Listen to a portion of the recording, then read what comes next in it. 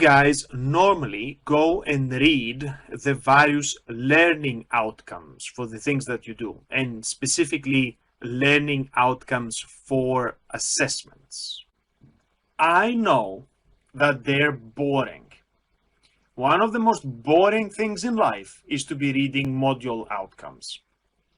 And I also know that they're put in such formulaic, obscure language that most of the time you read them and they still don't mean anything to you. However, there's an issue about learning outcomes. When you guys apply for a job, or when people apply to you for a job, and you've got a job description, every time somebody sends in an application and a cover letter, you go through this very boring process of taking the checklist and taking the application and ticking the boxes where the application information matches the stuff in the job description. Now, this is a horrible way to take the talent and the inspiration and the creativity out of the process, and it results in terrible outcomes in terms of recruitment. But you know, this is how life is. Learning outcomes for assignments are a little bit like the boring checklist process for shortlisting for jobs. We are forced to look at these things when we are marking your assignments. So what you're getting tested on is not vaguely knowing about the topic, is not perhaps even specifically answering the question. You have to demonstrate your knowledge of the topic, and you need to answer the question within this very predetermined framework set by the learning outcomes. So what you should do is have them next to you when you're writing your assessment. Read them at the beginning to get an idea of what it is that you're aiming for, and then have them next to you and keep reading them as you're progressing with your work, and keep thinking, am I actually demonstrating that I have achieved this learning outcome by the stuff that I'm putting in here? You need to be confident that you have managed to tick all the boxes on that checklist. And if you have done this, then it gives you the confidence that me as the examiner, I'm also able to tick all those boxes. So I know that it sounds boring, and it is written in obscure language, and it seems very formulaic, and in a way, it might take out the fun of doing this and takes out the creativity of putting together an answer to a question. But it is part of the experience of being a student, that you need to demonstrate particular competences in particular ways that we can understand, and we can tick the boxes of our checklists. That's why the people who approach this in perhaps a less creative and more technical way, they tend to have better results by somebody who may have put together a fantastic piece of writing, and they've got like a wonderful narrative explanation, but they don't quite allow us with what they're writing to tick all the boxes. In terms of structure, think about this. You are not there to explain your essay to me. As you're writing your essay, think to yourselves, somebody who's never met me, doesn't know anything about me, and is picking up this piece of paper because somebody forgot it in a bus. Would they be able to figure out what I'm talking about? Your essay is marked for what it is, in isolation. You are not getting marked, your essay is getting marked. So your essay needs to communicate effectively on its own. And for that to happen, you need to think about your structure. So your structure needs to take your examiner through the material. Clearly, you will need to have some sort of introduction and conclusion, but the way that you put together the information in the main part needs to make sense.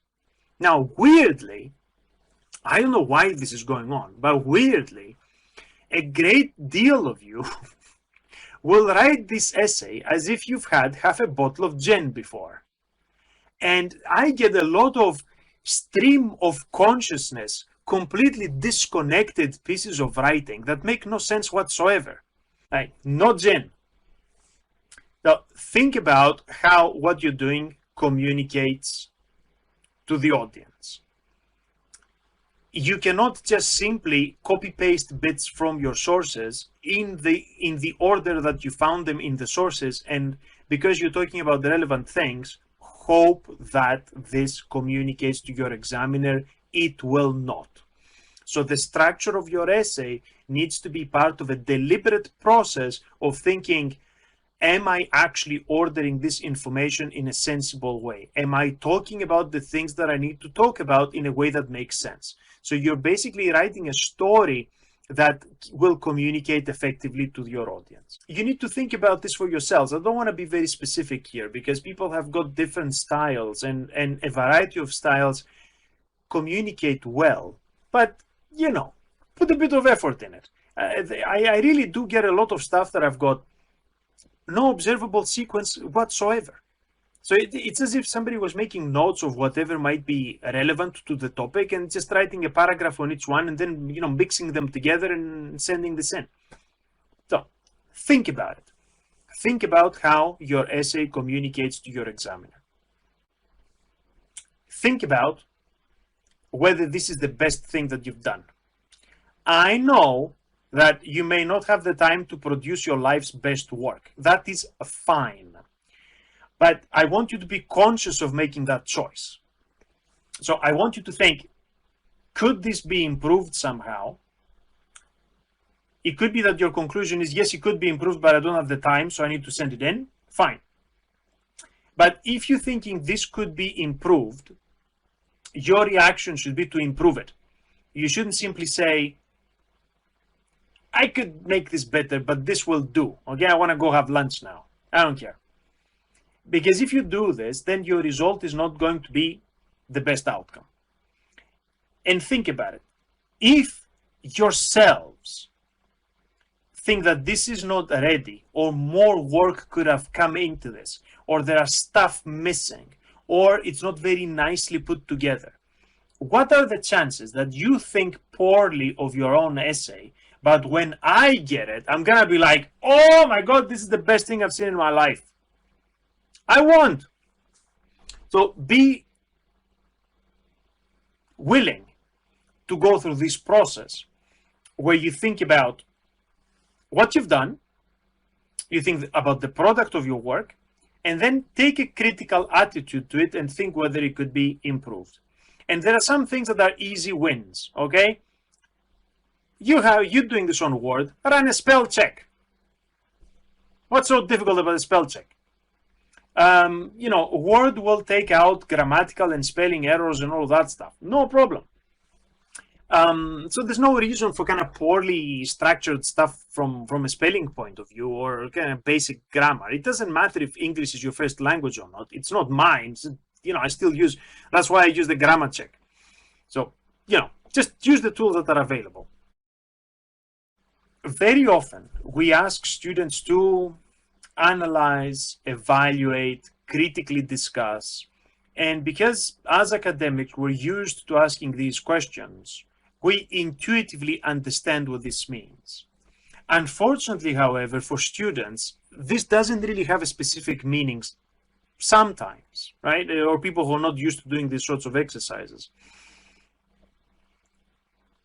What does it mean to critically evaluate something? Very often, it will mean that you try and figure out what is going on. You try and find what the facts are, and then you see how people are positioned against those facts and how they try to interpret them. Some people will be in favor of something, some people are going to be against something. Some people think something's a good idea, some people think something's a bad idea. So once you've described what is happening, you describe what the facts are, by presenting and then comparing and contrasting these different views and attitudes and responses that you find in the literature, then you are able to come to a conclusion of your own that positions you in favor of one side or the other. By presenting these different views, therefore, this is what you're doing. You're analyzing, you're evaluating, and you are offering a critical discussion by exploring the literature around the issue that you've been asked to discuss. So very often, if we need to kind of boil it down to something very simple, critical evaluation is a matter of finding arguments for and against and comparing them. But these arguments, and this is where we have a bit of a problem, these arguments are not simply your own personal take on it. They need to be grounded in the literature. So these arguments are going to come from the resources that you find. But, okay, you might just be working to find evidence towards the things that you think about already. Well, you know what? Most of the time, the stuff that we're doing here together are just too obscure for people to have a personal opinion. So the majority of you will be introduced to these concepts for the first time in the context of the module. So I wouldn't worry too much about having like very specific preconceived ideas and then that skewing the way that you view the material. But if we do come across something that you do have strong preconceived ideas, keep an open mind about the stuff that you're reading. Sometimes you may force yourself to do this, but you have to do it. And not only it will make your essays better in the end, but it will make you feel better about yourselves. I forced myself through the material, and I also kept reminding myself to keep an open mind. And eventually, I was able to appreciate why there is this debate in the literature, why people genuinely disagree with each other, why there are evidence to support various types of view, and then I was able to kind of position myself against this evidence in a more complex way. So even though I started with a preconceived notion, I was able to step away from it through my engagement with the literature. I would expect to see definitions of everything, and we're going to go through this in a moment, but remember, and write this down actually, you need to show the examiner that you know this stuff. So your Uber driver, I don't know, your Uber driver could be a professor that's doing this on the side, but assuming that your Uber driver is not really knowledgeable of this literature, you would need to explain what each one of these things mean. You're not meant to explain language, okay? It's not the dictionary definitions of things, but every time you come across a module concept, something that is explained by by the module materials themselves, then you need to demonstrate that you understand it as well. So you need to define it, you need to explain it. Also, how do you do this? By offering a reference to something somebody else has said. This is another bit of this that is excruciatingly boring. You are not allowed to say anything unless you can link it to the literature. Because what you're getting tested on is not your personal view of things in the abstract. What you're getting tested on is your specific view of things linked to the literature. That's why you need to reference the legal sources that you're using. You need to refer to the opinion of people who have researched this in the literature, in journals. You need to refer to the literature from other commentators, from newspapers, from NGOs. Even you need to reference what the companies themselves are saying about themselves and the engagement with these issues. So not only you need to go through a rather tortuous process of defining everything, but you also need to offer a great deal of referencing to demonstrate to your examiner your engagement with the literature. Do you need to use stuff that we give you, or do you need to use stuff outside it? The answer is both. And the problem here is that you are doing this at postgraduate level. Now, what defines postgraduate level is engagement with the topic through the evidence of your own research. So if you're aiming for a good mark, not only you need to have good command and understanding of the stuff that we gave you, what's in your study guide, what's in your reader, what's in your associated reading and all that stuff, but you also need to do some of your own research and embellish and enrich the information with the evidence of your own research. You need as many references as the points that you're making. And I will come back to this towards the end of this session when we talk about referencing, because there are some things I wanted to say about this. But there isn't such a thing as too many or too few references. It depends what you're talking about. So every time that you mention something from the law, you need to validate this by telling us, where is this law? Is it on an international instrument? Is it on a national instrument? Is it in a case? Is it in a tribunal decision? So it's coming from somewhere, right? It's not enough to say it's the law in the abstract. So you need to offer a reference that validates this. And every time you're talking about the opinion of somebody else, you need to tell us who it's coming from. But if you're aiming for a very good or distinction level mark, then you need to enhance this by some evidence of your own research.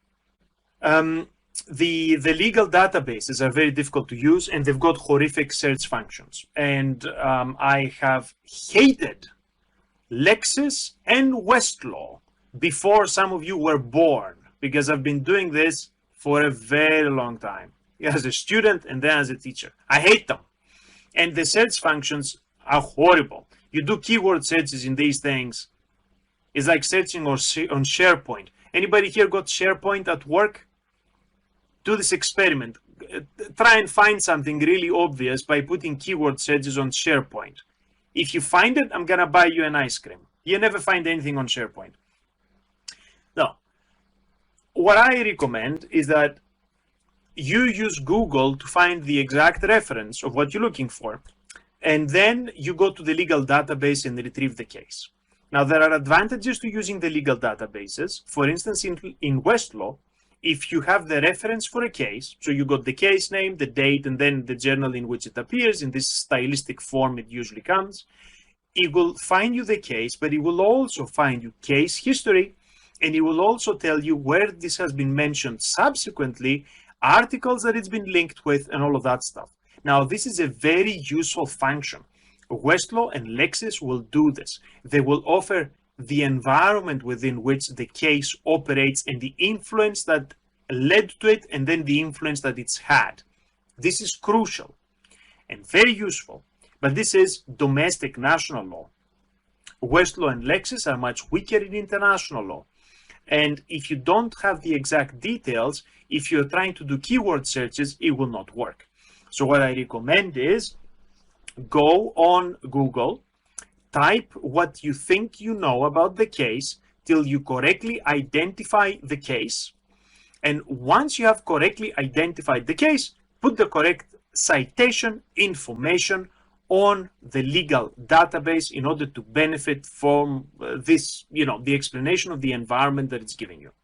But you see, the types of things that you're looking for are different. If you're just looking for domestic, like English law, case law, Westlaw and Lexis are awesome.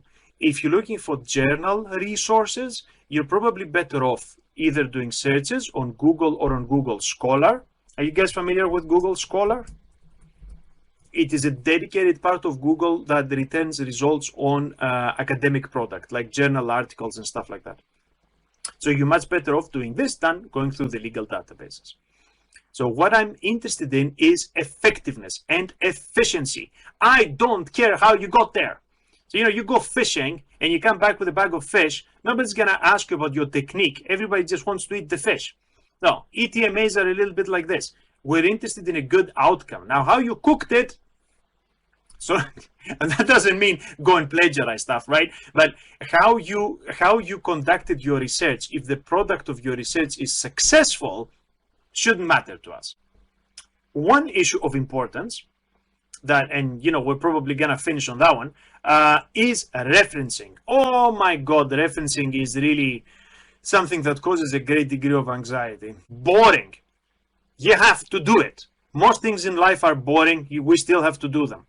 So pick the referencing style, try to understand what it requires, and follow through. The way not to get lost is that every time you're using something, every time you found something that is useful, keep the referencing with it.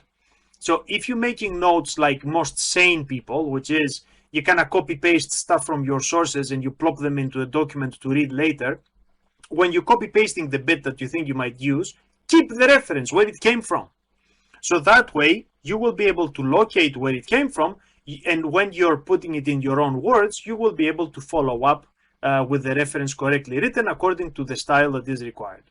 So if you just kind of copy paste a whole bunch of stuff into notes and you don't carry the references with them, you will not remember where they came from. So then it will be impossible for you to reverse engineer what you've done. But that's a kind of technical tip. Now, a more important question is, when do you need to offer a reference? And I've got an easy solution for you guys here. When you are writing something yourselves, because you have seen a bunch of stuff and this is what you think about it, and you write a page with the summary of your conclusions.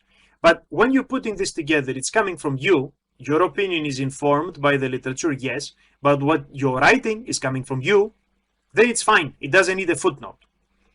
If, however, and this is important, what you are writing in that paragraph, I can find someplace else, be it a book or a journal article or a web page somewhere. If I can locate the same information, it doesn't matter if you've paraphrased it, it doesn't matter if you're writing it in your own words. If I can find the same information someplace else, then you need a footnote to tell me where that information came from. That's it. Stuff that you write on your own completely without looking at anything, don't need a footnote. Stuff that have come from somewhere that you're putting in your own words, need a footnote. Stuff that you're copy pasting directly need to be in quotation marks and need a footnote. Now, Oscola is a style of referencing, is to how to put footnotes together and all that stuff. Now, when I'm saying footnote, I mean reference, right? It could be a footnote, it could be a reference, whatever other style we're using. So, don't worry about that. The important thing is that the reference is provided in the way that I described. So check the requirements, whatever style you're told to use it. But the problem, what bugs people isn't the style. It's not like whether you need to have the full name of the author or just the initial, all that nonsense, okay? Nobody cares about this. The important thing is, when do you need to put in a reference? What does this reference point to? And, how many of them do you need? And how do they link to the arguments that you're making? So the answer is, in what I described, every time you write something that can be located someplace else, you need the reference to come with it. Now, if you guys go and manically copy paste stuff, then we will know, and then you will get in trouble. But you don't get in trouble for plagiarism if you miss something. Now, plagiarism is therefore intentional faults, for intentional actions. It's not for the occasional mistaken, missed reference, right? So long as you're doing your job legitimately, in good faith, then you're not going to get in. Nobody's going to accuse you of plagiarism, but your tutor might note some weaknesses in your referencing and give you some advice on that. So don't worry about plagiarism. Worry about keeping track of your references.